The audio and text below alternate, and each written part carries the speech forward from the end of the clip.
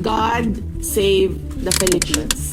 As we look forward to a new year, let us nurture the spirit of compassion and bayanihan in rediscovering the rich and dynamic heritage that have long defined mutual ties of friendship and cooperation. 28 at sinabi ko sa kanila, I'm seriously considering running in the 2028 presidential elections dahil sa mga nakikita natin sa bayan natin na dapat ayusin, dapat baguhin, kailangan maging competitive tayo sa mga kapitbahay natin dito sa ating region at hindi lang sa region kundi sa buong mundo. Napapag-iwanan na ang Pilipinas at ayaw natin yon. Sa kabila ng aking mga naging pahayag ukol sa planong impeachment sa mga nakaraan na buwan, ang tanging masasabi ko na lamang sa puntong ito ay God save the Philippines. VP, nakausap niyo na po ba siya? PRRD? No comment? He's in very good spirits. Meron siyang, tinanong ko siya kung kamusta yung pagkain, sabi niya meron namang rice.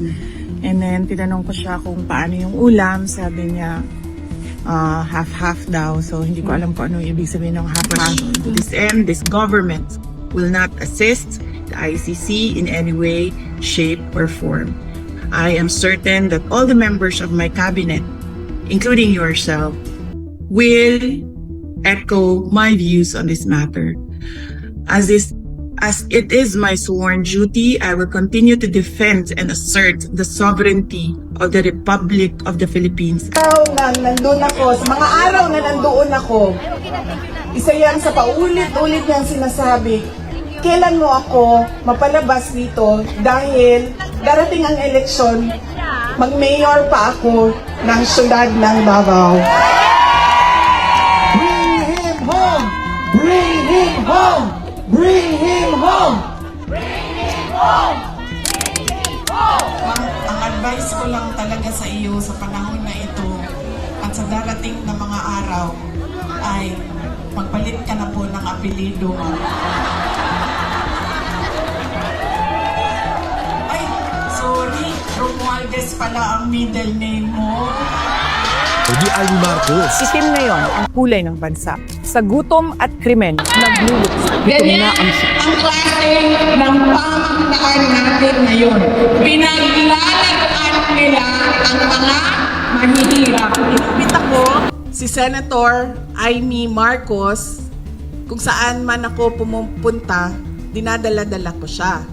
Kasi sinasabi ko sa kanya, hindi ako ang magbabalik kay dating Pangulong Duterte sa Pilipinas.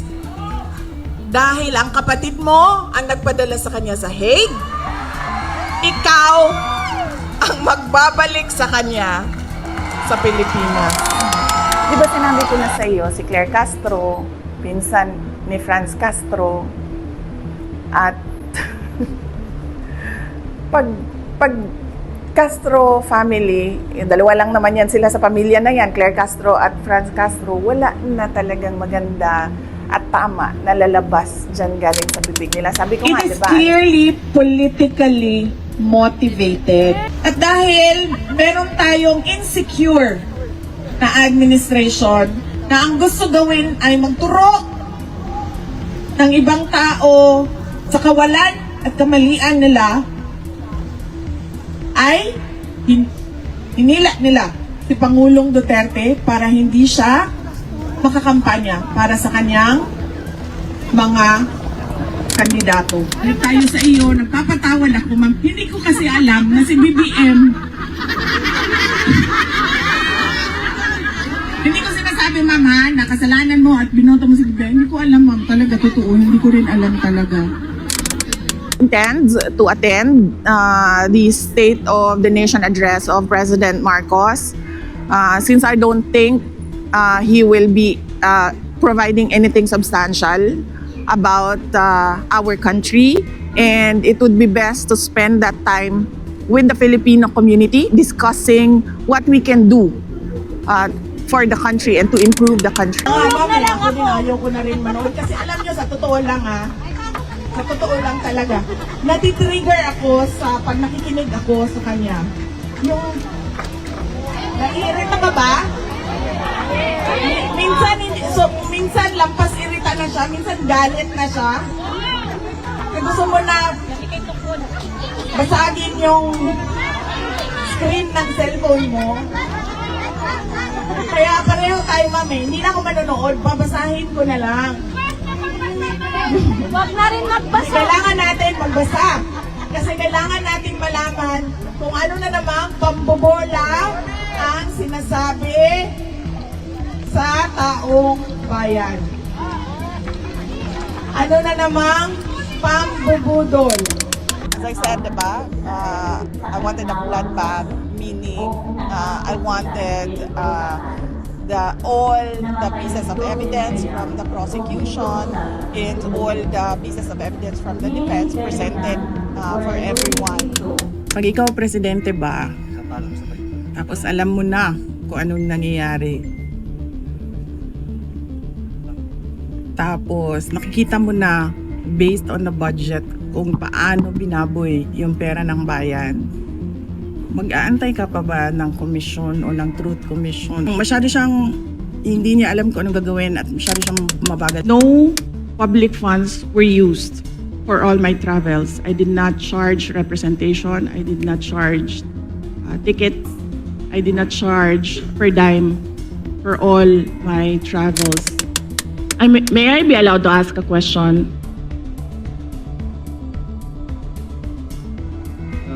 Depende sa nature, Madam Vice President.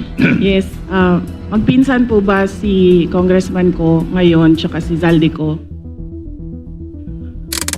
Madam Chair, this is the subject of an impeachment trial and I would not like to discuss the defense for the impeachment trial.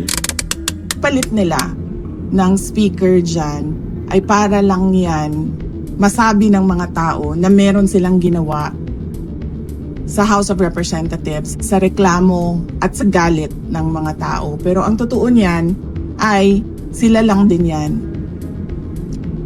Grupo lang din yan ni Martin Romualdez, ni Sandro Marcos, and of course, syempre, papunta na rin yan kay BBM. Napahirapan nila yung tao. Nakadetain siya ng para ba siyang kinulong ng hindi siya na-convict. That hindi naman kasi parent ang House of Representatives for them to say kailangan disiplinahin ang Vice President. Dahil sa totoo lang, ang tawag nga natin sa kanila mga buaya, di ba? Malaking pagkukulang. Meron siyang malaking pagkukulang sa kanyang trabaho para sa ating bayan. Kaya pwede na niyang ikulong ang sarili niya. Lahat ng mga nakasama nila sa mga parties nila nagsasabi na gumagamit sila ng sarili ko at alam ko na first in line ako sa succession. Wala nang tanong doon kung ano ang gagawin ko.